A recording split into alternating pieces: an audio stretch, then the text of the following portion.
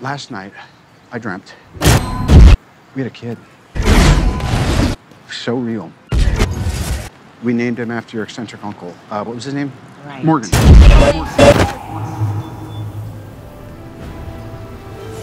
Thank you. Tony Stark, I'm Dr. Stephen Strange. I need you to come with me.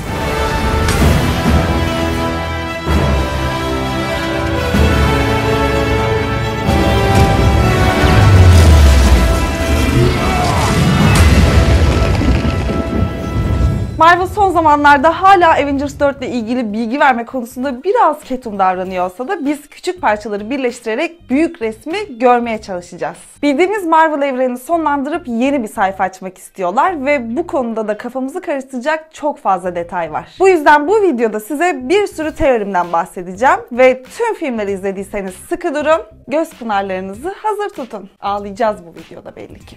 Öncelikle önümüzdeki süreçte büyük beklentimizin olduğu 5 karakter var. Bunlar Kaptan Marvel, Wong, Ant-Man, Thor ve Iron Man. Ant-Man filmlerindeki kuantum boyutunun bir gün çok önemli olacağını biliyorduk zaten ve Ant-Man and the Wasp filmiyle hem bu boyuta seyahat edebilmeyi, hem kuantum enerjisi depolamayı, hem de bu enerjinin insanı bir nevi evrimleştirdiğini öğrendik. Wasp'ın onca yıl orada kaldıktan sonra evrim geçirdiği gerçeğini unutmayalım. Bu yüzden bu film evrim konusu dediğimizde aklımıza ilk gelecek şey olan mutantlara da yol açmış oldu. Biliyorsunuz X-Men evreninde artık Marvel sinema evreninde yer almaya başlayacak ve bir şekilde mutantları da, yani evrimin bir sonraki halkasını da bir şekilde hikayeye dahil etmek zorundalar. Bunu aklımızda bulunduralım. Kaptan Marvel'a dönersek onun filmi 90'larda geçecek biliyorsunuz ve Skrull ordusuyla verdiği savaşı anlatacak. Yani insanların kılığına girip geçmişlerini unutan ve bir sonraki savaşa kadar bu şekilde yıllarca aramızda yaşayan korkunç bir ırkla tanışacağız. Dolayısıyla önümüzdeki yıllarda sevdiğimiz karakterlerden bazılarının aslında birer Skrull olduğunu da öğrenebiliriz. Bu konuyla ve Kaptan Marvel'la ilgili daha detaylı anlattığım bir video var. Onu da şuradan izleyebilirsiniz. Kaptan Marvel'ın filminde bir de kuantum diyarına tekrardan yer verileceğini öğrenmiştik. Bu zamana kadar Kaptan Marvel'ın da başka bir boyutta gizleniyor olma ihtimali de çok yüksek ve nasıl olacağını bilmesek bile kuantum diyarı Ant-Man ve Kaptan Marvel'ı birbirine bağlayan bir nokta olabilir. Bunun dışında Infinity War filminde aniden ortadan kaybolan Wong, Doctor Strange'in gördüğü çoklu evrenleri görebilecek yeteneğe sahip ve tahminen Doctor Strange'in aklındaki planı bilen tek kişi de Wong olacak. Bu arada Doctor Strange neden bu zamana kadar zaman taşını kullanmadı veya madem Thanos'a verecekti neden bu kadar beklediği gibi sorulara da alternatif bir cevap var. Neymiş o cevap? Önceden de bahsetmiştik aslında. Neyse ben yine bahsedeyim. Tamam. Ant-Man and the Wasp filminin sonunda Ant-Man kuantum diyarına geçtiğinde Thanos parmağını şıklatmış ve Wasp, Hank ve Janet yok olmuştu. Bence Doctor Strange bu alternatifi tercih etti. Çünkü zaman taşını daha önce verseydi Thanos Wakanda'ya daha önce gidecek ve diğer taşları daha önce alıp parmağını şıklatacaktı. Ve bu olayda Ant-Man henüz kuantum boyutuna geçmemişken yaşanacaktı. Ve muhtemelen tüm yeni kahramanlar gibi Hank Pym yerine Ant-Man yok olacaktı. Burada çok kilit bir nokta var. Çünkü şu an Ant-Man'in kuantum boyutunda sıkışıp kalması tesadüf değil. Bu bir noktada işimize yarayacak. Ve muhtemelen Kaptan Marvel'la da burada karşılaşacak. Neden? Çünkü bu kış sızan Avengers 4 fotoğrafları bize zamanda yolculuk yapacaklarını kanıtlıyordu zaten ve bunu Ant-Man'in herkese verdiği regülatörler sayesinde yapıldığını düşünmüştük. Çünkü cihazlar herkesin elinde harici şekilde yer alıyorken bu cihaz Ant-Man'in kostümüne dahildi. Ama Russo kardeşler bu sahnenin Tony Stark'ın barf teknolojisiyle geçmişi görebildiği üstün teknolojinin bir parçası olduğunu ima ettiler. Ama ben buna katılmıyorum. Tony'nin bu kadar farklı görünmesi ve Ant-Man'in de orada olması sadece ikisinin geçmişi ziyaret ettiğini gösteriyor. Tony S.H.I.E.L.D. üniforması giyiyor ve kahramanlarla diyalog halinde. Barf teknolojisi sadece geçmişi yeniden yaşamak için var. Müdahale etmek için değil. Yani bu barf teknolojisi olsaydı o sahnede Iron Man'in eski hali de olmak zorundaydı. O yüzden bunun Ant-Man ve Tony'nin geçmişe gittiği bir sahne olduğuna emin olabiliriz. Bu sırada Tony'nin şimdikinden daha yaşlı görünmesinin de tek bir açıklaması olabilir. Çünkü Avengers 4 yıllar sonrasını anlatacak. Evet, şimdi kafanızı karıştırmamak için tane tane ilerleyeceğim ama aynı zamanda da çok büyük bir spoiler vereceğim. O yüzden bu spoiler'ı duymak istemiyorsanız başka bir videoya geçebilirsiniz. Burada yine bir öneri çıktı. Bu arada büyük spoiler derken de bu sızan senaryolardan falan bahsetmiyorum. Çünkü ben onları okumuyorum zaten. Çünkü okumanın hem o yapıma hem size hem de bana saygısızlık olduğunu düşünüyorum. O yüzden bunlar sadece teori. Ama küçük bir detay tamamen gerçek. O yüzden uyarmadı demeyin. Başlıyorum o zaman. Pepper Potts'ı oynayan Gwyneth Paltrow geçtiğimiz aylarda bir açıklamada bulunmuştu. Dediğine göre Tony ve Pepper'ın ilişkisi filmler boyunca çok ilerledi ve işten dostluğa sonra da aşka dönüşmüşken şimdi de evliler ve bir çocukları var. Evet, Pepper'ın söylediğine göre Avengers 4'te Stark'ın bir çocuğu olacak ama bence bu çocuk bir bebek olmayacak. Biraz daha büyümüş bir şekilde göreceğiz bence. Çünkü hatırlıyorsanız Infinity War'da Tony Stark bir rüya görmüştü ve rüyada da çocuklarını görmüştü. Tony Stark'ın gördüğü rüyalar her zaman çıkıyor. Demedi demeyin. Rüyanız hayır olsun Tony Stark'cığım. Geçtiğimiz sene Ant-Man'in kızını oynaması için 16 yaşındaki bir oyuncuyla anlaştılar. Ama biliyorsunuz ki Ant-Man'in kızı şu an 16 yaşında falan değil. Bu da demek oluyor ki Avengers Infinity War bittikten sonra kahramanlar çaresiz yıllar geçirmişler ve olanları geri çevirmenin bir yolunu bulamamışlar. Ama Ant-Man zamanın önemsiz olduğu kuantum diyarından geri çıktığında orada dakikalar geçmiş olsa bile aslında aradan 6-7 yıl geçmiş olacak. Scott geri döndüğünde onu artık 16 yaşına gelen kızı karşılayacak ve son yılların özetini o anlatacak. Çünkü biliyorsunuz ki Ant-Man and the Wasp filmi küçük kızın ileride tıpkı babası gibi olmak istediğini söylemesiyle bitmişti. Bu yüzden bu sefer de kızı ona yardım edecek. Bu sırada Captain America ve Iron Man hala ayrıyken S.H.I.E.L.D. yeniden yapılanmış olacak ve artık Tony Stark S.H.I.E.L.D.'ın direktörü olacak. Tıpkı çizgi romanlardaki gibi. Thor'sa Rocket'la birlikte hala galakside Thanos arıyor olacaklar ve onlara Ant-Man'le birlikte geri dönen Kaptan Marvel yardım ediyor olacak. Kozmik farkındalık gücü sayesinde de Thanos'u bulan kişi Kaptan Marvel olacak. Yani bayağı eminsin sen bunlardan. Evet, bence güzel oldu. Buradaki hangi detay gerçekti? Çocuğunun olacağı. Tony Stark'ın oğluna gelirsek ki bence oğlu olacak ve 6-10 yaşlarında olacak diyebiliriz. Tony hala Peter'ı kaybetmenin hüznüyle ve May halaya karşı olan pişmanlığı sebebiyle de oğlunun adını Peter koymuş olacak. Ay çok Türk filmi oldu. Yani Peter Stark olmayabilir de ama Peter'ın sürekli Tony'nin aklında olduğunu göreceğiz. Ya tabii eğer bu senaryolar olursa, beni dinlerlerse ve ben bunu bir şekilde Türk filmine çevirmeyi düşündüm.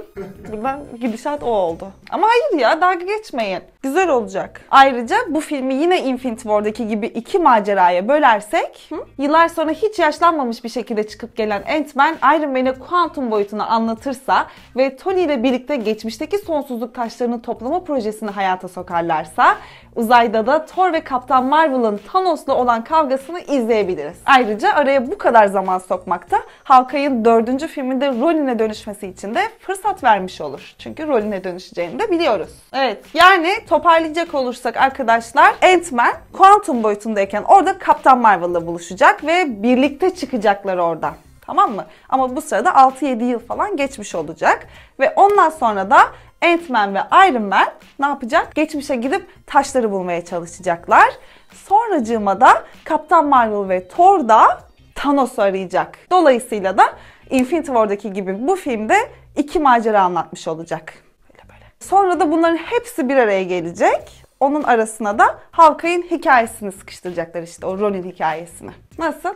Ben şimdilik bu kadar yazabildim. Bence de başarılı, bana güvenin siz. Hawkeye dedim çünkü biliyorsunuz evrenin yarısıyla birlikte ailesini de kaybeden Hawkeye onca yılı uzak doğuda eğitim alarak geçirmiş olabilir. Bu arada ben Avengers 4'ün Hawkeye ile başlayacağını düşünüyorum. Çünkü o da Ant-Man gibi ev hapsindeydi. Ve Ant-Man'in ev hapsi bittiğinde o da özgürlüğüne kavuşmuştu. İşte bu yüzden de film tam bu noktada başlayacak ve biz de Hawkeye'in ailesini kaybedişini izleyeceğiz. Çünkü şöyle düşünün, biliyorsunuz ki Ant-Man'in ev hapsi bittiğinde Thanos parmağını şıklatmıştı ve ailesini kaybetmişti Ant-Man bu sırada. Ama bu sırada da Ant-Man'in ev hapsi bittiği için Hawkeye'in de ev hapsi bitmişti ve o da özgür kaldığında ailesini kaybetmiş oldu. Dolayısıyla bu filmde Hawkeye'la başlayabilir. Ve böylelikle de Infinity War'la devamlılık kurulmuş olacak ve bence ilk 5-10 dakika Hawkeye'in sonraki sürecini, dünyanın ne hale geldiğini ve Hawkeye'in Ronin olma sürecini üstünkörü özetleyecek. Çünkü Hawkeye'in yaşadığı süreci göstererek hem Thanos'un yaptığının bir ailenin üzerindeki etkisini görmüş olacağız, hem de film daha ilk 5 dakikada bizi yıllar sonrasına götürmüş olacak. Ve ekranda 2000 bilmem kaç yazdığında Ant-Man'e geçiş yapabileceğiz. edeceğiz ve Ant-Man sanki gerçekten de 5 dakika geçmiş gibi davranıyor olacak. Tabii bunlar sadece teorilerim. Barf teknolojisi de bu filmde etkin rol oynar bence. Özellikle Kaptan Amerika ile Iron Man'in barışması için. Çünkü Tony barf teknolojisiyle Rocket'tan, Nebula'dan, Thor'dan ve Kaptan'dan taşların ilk ne zaman nerede bulunduklarını öğrenebilir ve Tony ile Kaptan bu sayede barışmış olabilirler. Dolayısıyla geçmişe giderek bu taşları toplarlarsa o zaman çok daha ilginç bir şey olabilir. Bunlar Stark'la birlikte 2. Dünya Savaşı'na giderlerse Tesseract'ı bulmak için. Kaptan orada Peggy Carter'a verdiği o son sözünü yapabilir. You're gonna need a rain check on that dance. A week next Saturday at the Stork Club. You got it. I still don't know how to dance.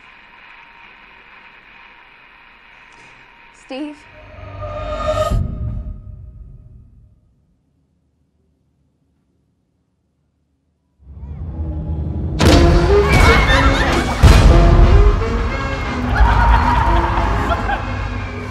Are you ready for our dance? Dans. Ay ağlayacağım şimdi. Kendim yazıyorum, kendim oynuyorum yemin ediyorum.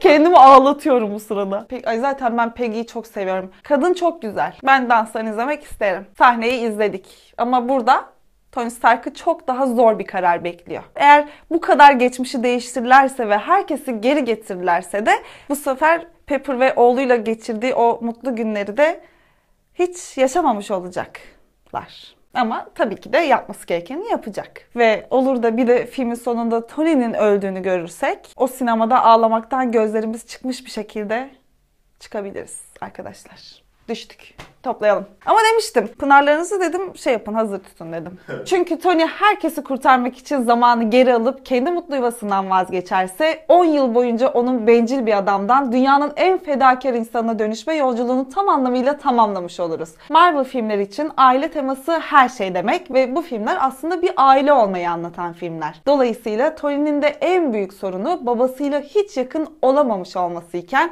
geçmişe gidip herkesi kurtarırsa Peter Parker hayata dönmüş olacak ve belki de Pepper zaten hamile olduğu için Tony oğlunu hiç göremeyecek. Size hem bir kahramanlık filmi hem de bir dram senaryosu anlattım ama tabii ki de hepsini salladım. Bence güzel olmadı mı? Güzel oluyor. Marvel benimle iletişime geçmezsen bu olmuyor yani bu şekilde. Ben buraya kadar yardımcı olabiliyorum. Ama bu filmin Iron Man için çok önemli bir değişime yol açacağına inanıyorum. Çünkü bu evrenin merkezinde o var. Ve en nihayetinde bu son 10 yılda Kaptan Amerika ona kendinden başka herkesi düşünmeyi tam anlamıyla öğreten gerçek dostu olmuş olacak. We'll lose. And we'll do that together too. Spider-Man de onun içindeki sorumluluk bilincini ve aile hissini anlamasını sağlayan kişi olacak. Thanos bile ona yenilmenin mümkün olduğunu, başkasının zekasını hafife almaması gerektiğini öğretti. Sonuç olarak öyle ya da böyle buna benzer bir senaryoyla Marvel gerçek bir kahraman yaratmak için 10 yıllık bir süreç anlatmış olur ve sadece bir süper kahramanın oluşumu bile 20 filmlik dev bir hikayede anlatılmış olur. Watch my friends die. You'd think that'd be as bad as it gets, right?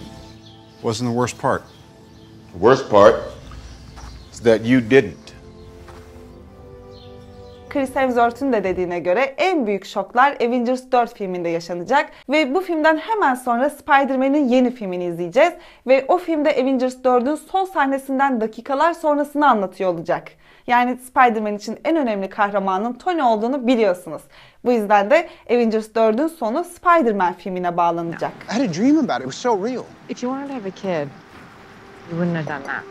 Yani öyle sızan senaryo dedikleri şeylerin arkasına çok fazla bakmayın. Eğer önemli bir şey olursa ben sizinle mutlaka paylaşıyor olacağım. Evet, bu video onlarca teori doldu ki hepsine ayrı ayrı bir video bile çekilebilir ama olsun. Madem bu kadar beklettim, size sorularım var. Siz bu 10 yıl sonrasına gitmek ve zaman yolculuğu konularında ne düşünüyorsunuz? Benimle yorumlarda paylaşırsanız çok sevinirim. Daha bahsedeceğimiz çok fazla konu var. O yüzden kanalıma abone değilseniz abone olmayı unutmayın bence. Abone olun. Şimdi olun. Daha önemli bir şeyiniz yoktur şu an. İzledin bu videoyu, abone olur musun?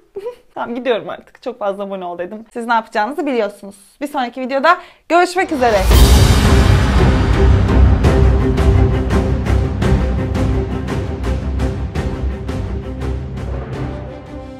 Ay ay. Gel de Infinity War videosu yapma. Bunda gözyaşları sel muhabbeti oldu. Onda yok. Bir anda girdim bu cümleye ama çıkamadım.